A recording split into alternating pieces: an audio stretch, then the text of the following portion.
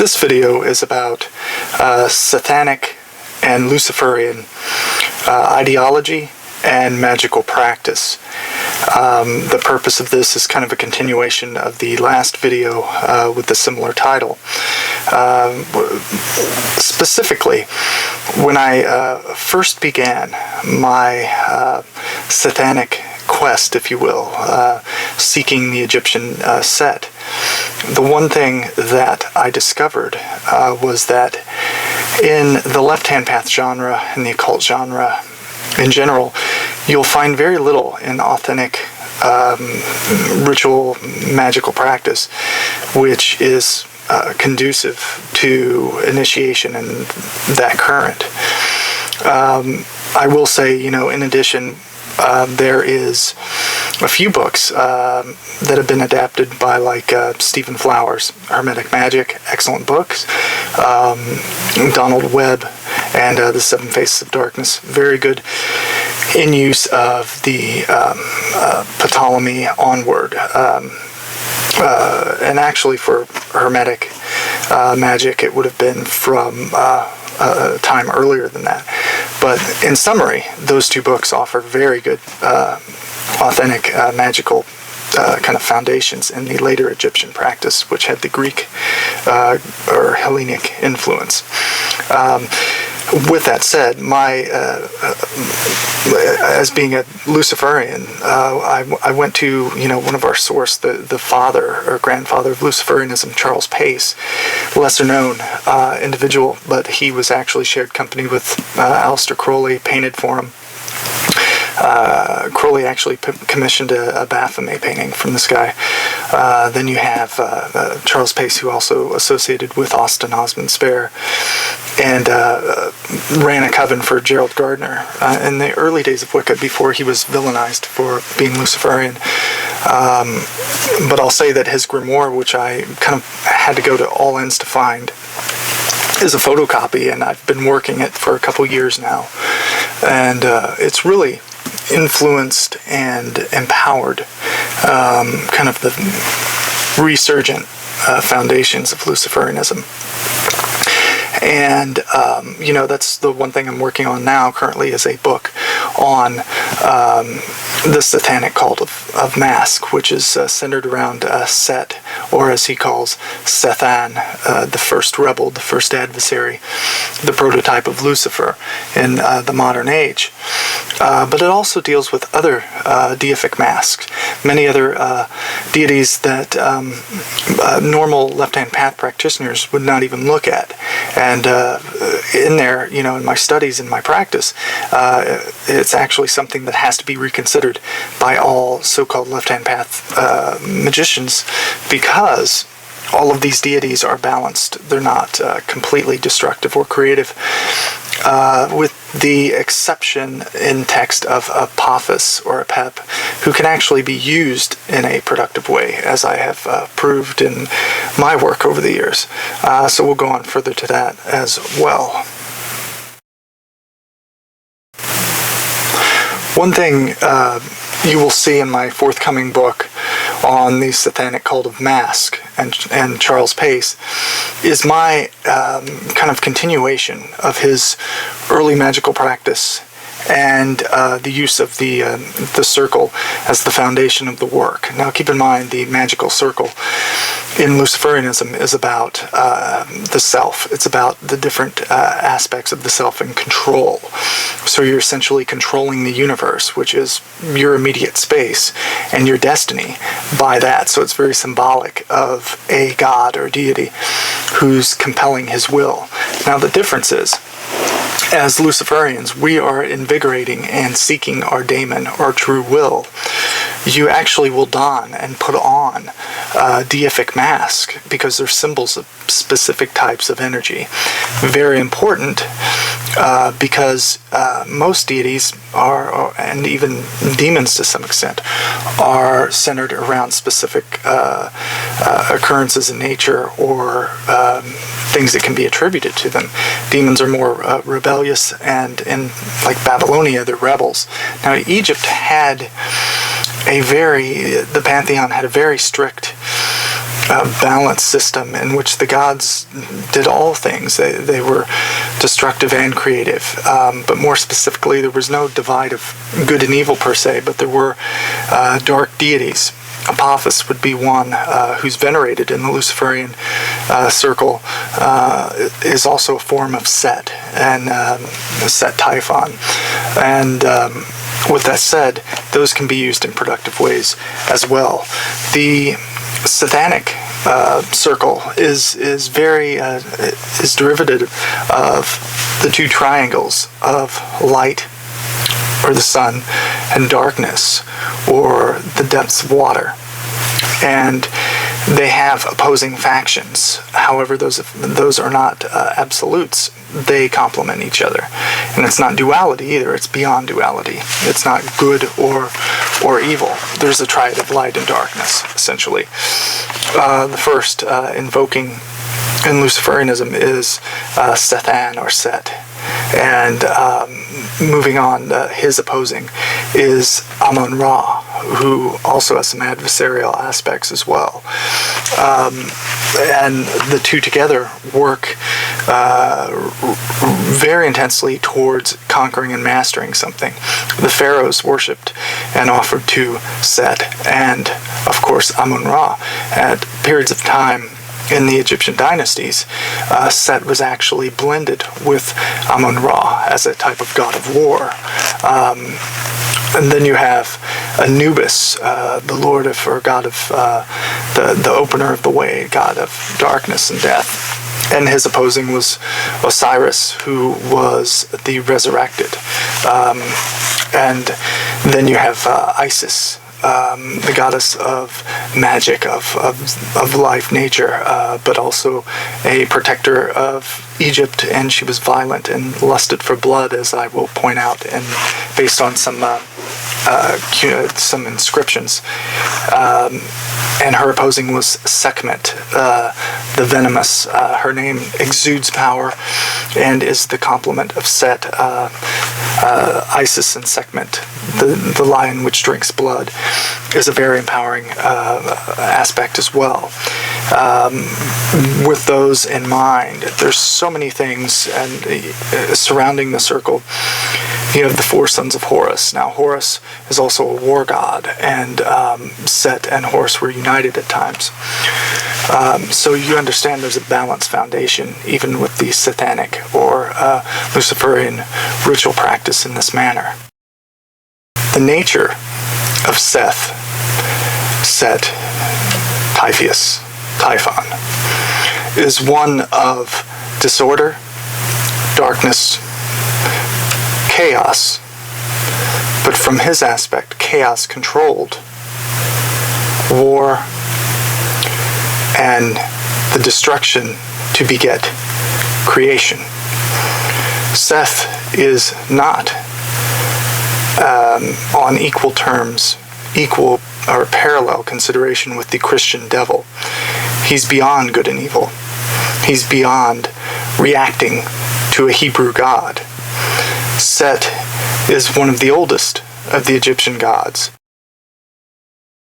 In the Luciferian and Sethanic cult of Mask, as I've gained initiation from the works of Charles Pace, has indicated, Seth is the first rebel, the most powerful of all the gods, as is reflected in the hieroglyphs in ancient texts which mention Seth.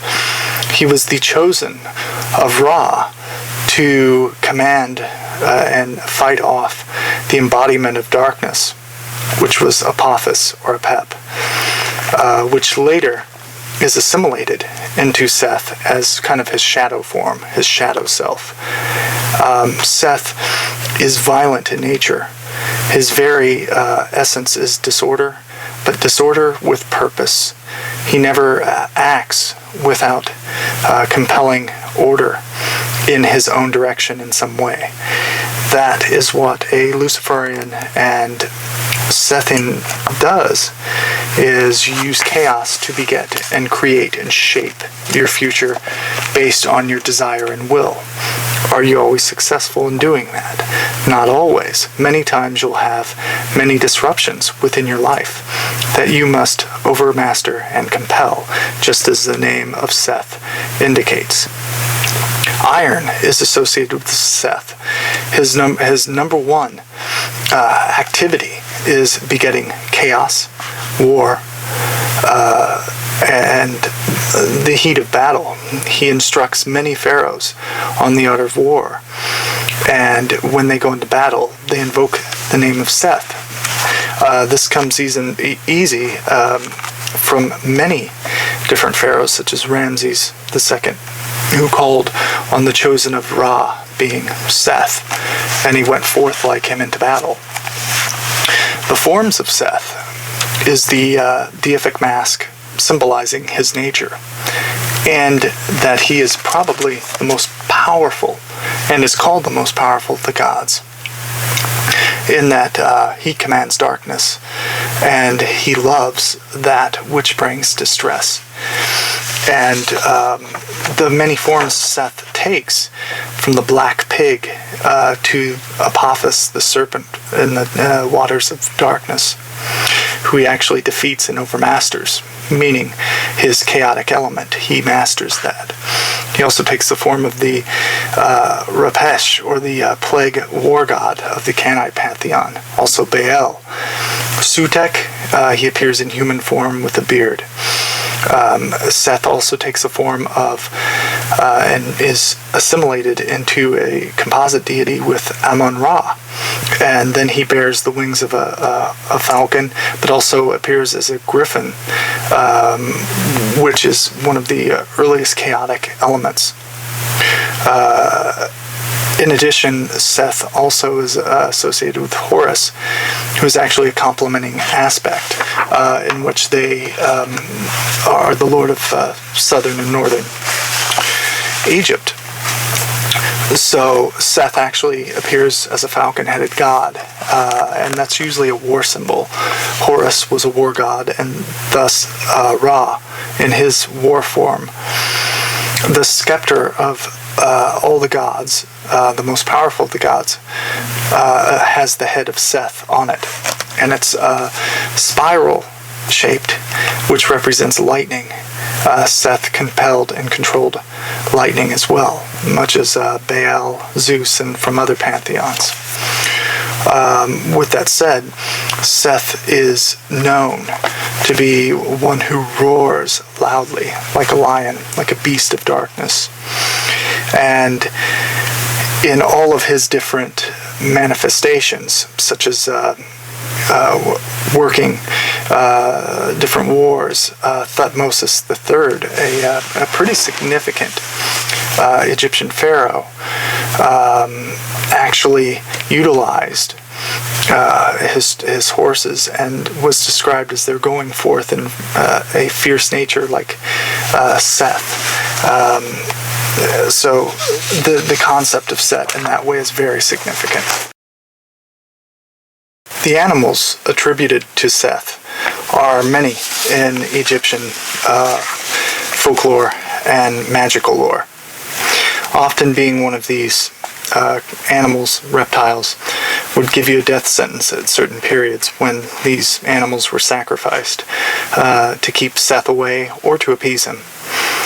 The hippopotamus, actually a form that's also a mistress, Towerwet of Seth.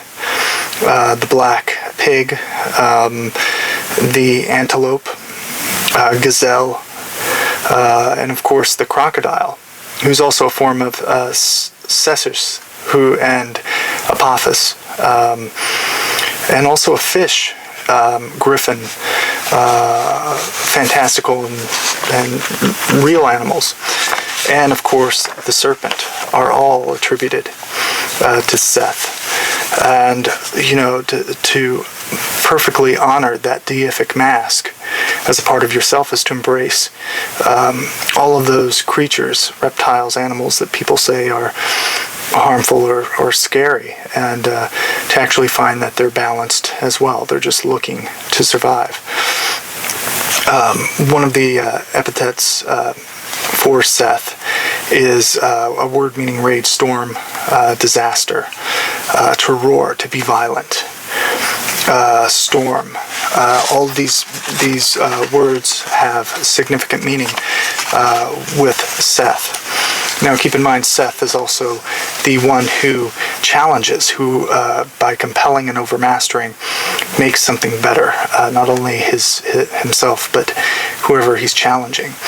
In fighting Horus, made Horus strong. They could unify into one power over a period of time. Seth is called the son of Nuit, or Nut, one of the primordial deities. And it's very interesting when you put Seth in workings as your center, because there's both destructive and creative aspects. It's like fire. And this type of spirit is related to the serpent, or the cobra. So in Egyptian pantheonic magic, you're going to find an immense amount, like in Babylonian, of power that you can utilize to your benefit.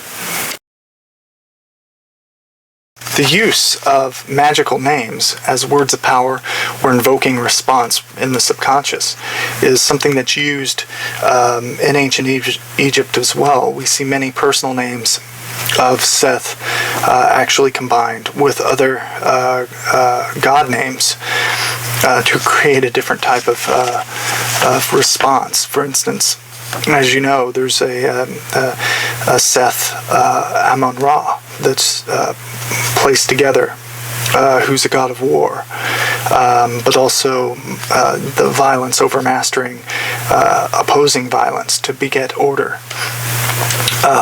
Seth carries the names of Sobek Seth, which is the crocodile god of waters, and still Seth Hapi and Seth Re.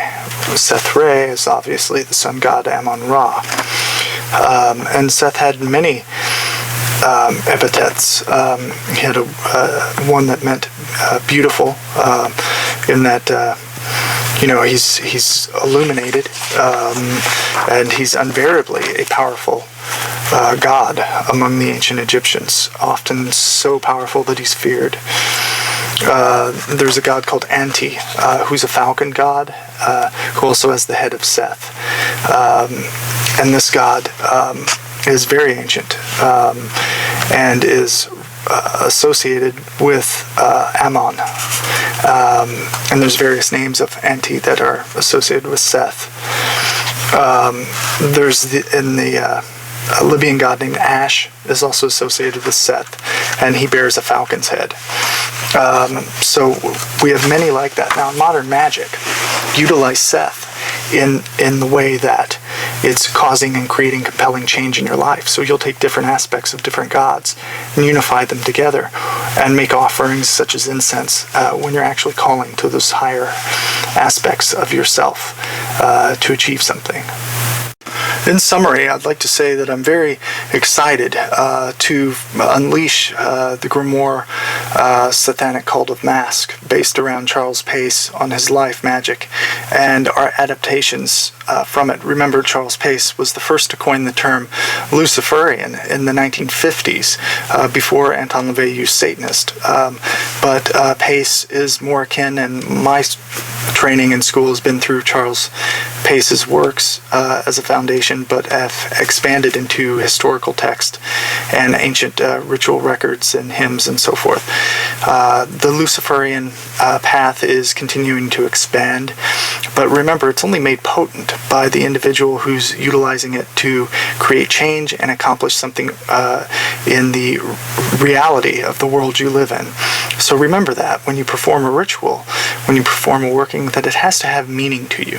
It has to have meaning, but it also has to create a type of change in your life for it to be even successful or worth doing. Remember, it's about your being the center, the god or goddess, who's changing your world to your desires. and you won't always be successful. But if you continually build on the success you have in the inner strength, you will be successful a good percent of the time. Remember, balance is understanding that darkness is not evil, good is not light, and darkness is both creative and destructive, and light is always the conquering of somebody else somewhere in the world. So utilize those things. Understand good and evil don't exist. And the Luciferian mind can continue to gain knowledge through experience. And through that experience, you'll gain wisdom. Thank you. In ancient Egypt, the concept of what is called Ba is related to all the aspects of the individual human spirit, or concept of spirit therein, whether you believe or not. There is Ba, which is essentially the ghost or soul type aspect that is that can leave the body and come back after death. Ka, however, is a life but vital force. It would be essential or very close to what we call the daemon or true will. And one of the things in Egyptian Sethanic magic from a modern aspect is that we utilize these in logical and reasonable methods. It's not a belief in literal concepts. It's utilizing those as a part of the self. It's revealing the mysteries in many ways.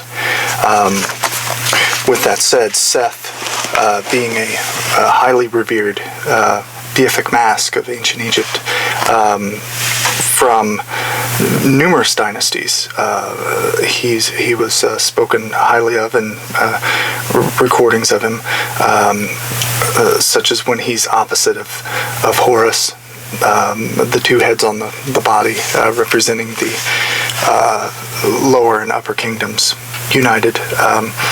The pharaoh Thutmose III, who is a highly revered warrior pharaoh, who is shown with the famous stela scene of him learning to shoot an arrow, with Seth teaching him. He called himself the beloved of Seth. And then, of course, you have Ramses II making reference to a battle in Syria where Baal, he fought like Baal or Seth, as those were associated. But understand that, with that said, you have Ka, or the vital force. In relation to Seth, there's something called Sekhem, which is power, and that's related to the goddess Sekhmet, and that's the serpent, the fiery aspect that's close to what people call Malamu in my Babylonian magic book, Mascom Hul. Malamu is like the equivalent of the left-hand path black flame, that divine radiance of will built up by those associations. So understanding that Seth, and he has relation to every single god in the Egyptian pantheon, is essential in mastering this type of magic.